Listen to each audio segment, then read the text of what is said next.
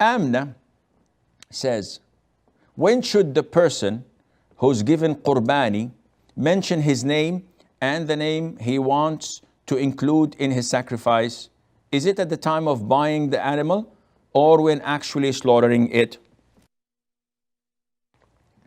Okay, first of all, let's do some translation. What's the meaning of qurbani? Qurbani is the Urdu way of saying udhiyah. The Muslims, the Arabs, consider it as udhiyah because this is how it is described in the Sunnah and in the books of fiqh. Qurban is a sacrifice. It's an originally Arabic word, but qurbani has nothing to do with the Arabic. So, but it's used in the subcontinent and we explain it just for the people to know. So Amna's question is, this sacrifice for people who are not going to Hajj.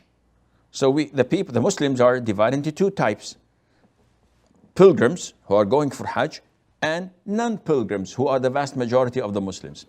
Those non-pilgrims, it is highly recommended, sunnah mu'akkada, for them to sacrifice and to slaughter a udhiyah, a ram, or 1/7 of a cow, or 1/7 of a camel.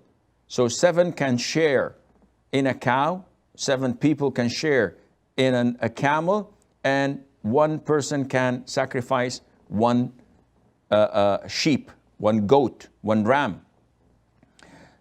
Amina's asking about this ram I'm going to sacrifice. Is it permissible for me to include others in it? The answer is yes, providing those others are among the living who live under your roof. So if I have a big family and I have my children and I have my grandchildren, they all live under my roof. They all eat from the kitchen in the house, which I provide them food, or they may contribute, but it's the same kitchen that cooks the food for all. In this case, 1 sacrifice, 1 sheep, or 1/7 of a cow, or 1/7 of a camel, suffices for the whole entire family who live under my roof. As for the dead, I also am entitled to include the dead. So I include in my same ram the living under my roof and those who have died, such as my father, my mother, my grandparents, my uncle, my cousins. Now, when do I have such an intention? Is it when I buy the ram from the souk, from the market, or when the actual slaughtering is done? The answer is when the actual slaughtering is done. However, do I have to say it? So before slaughtering or before the butcher starts to slaughter, I say, listen, this is on behalf, and I get my list on behalf of so and so and so and so and so and so. Do I have to do this? No.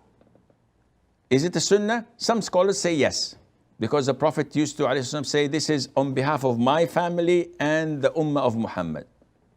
So uttering it is just a sunnah. It has nothing to do with the validity of your sacrifice. It has nothing to do with your intention. So what counts is my intention. So if I just go to the butcher and I say, listen, this is my sacrifice, slaughter it for me. And I don't tell him on who is it. This is sufficient.